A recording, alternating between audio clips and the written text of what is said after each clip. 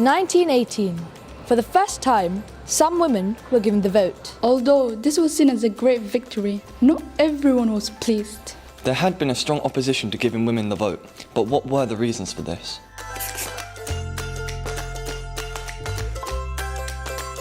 In the beginning of the 20th century, 40% of adult men were unable to vote. While the Reform Act has been passed in the 19th century, extending the vote, most working class men were still excluded. Some people, particularly on the left, felt that universal male suffrage should be the main priority.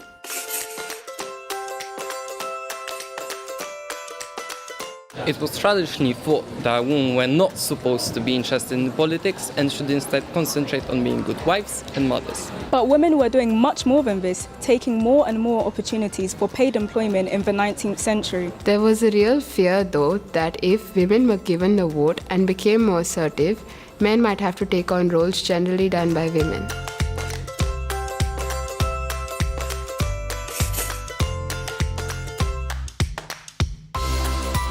For some people, giving women the vote was simply not as important as other issues. Giving workers proper wages, decent housing and care for the sick, elderly and poor were all issues that needed attention. For some, the campaign for the vote was a distraction.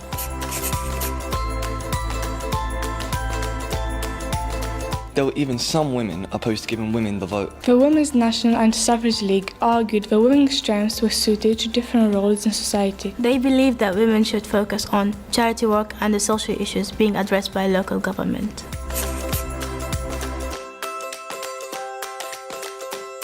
National government was where decisions were made over things like defense and empire. If women did not serve in the army, why should they have a say over whether Britain went to war? Leading anti-suffragists like Lord Curzon argued that women lacked calmness and balance of mind to make decisions of this sort.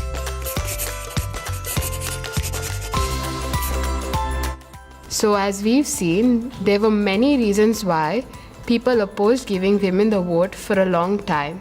This was what majority of the people believed. But we need to remember that 1918 wasn't the end of the story, and women would have to wait another 10 years before they got the vote on the same terms as men and continue to struggle for equality.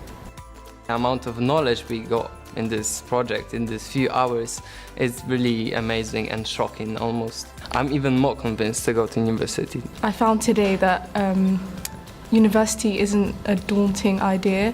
This has actually really opened up my eyes to what university life is like, and that it actually would be a great thing to do, as it doesn't just teach you your qualifications or your actual subject, it teaches you more about life. Actually, they've got involved in wanting to know more about the university, and I think a number of them are actually thinking about not just going to university, but coming to this particular university. So I recommend the Citizens Project, absolutely. This university has taught me many things, and I'll bank on it. Me or one of my friends over here will come to this university when we finish our A-levels.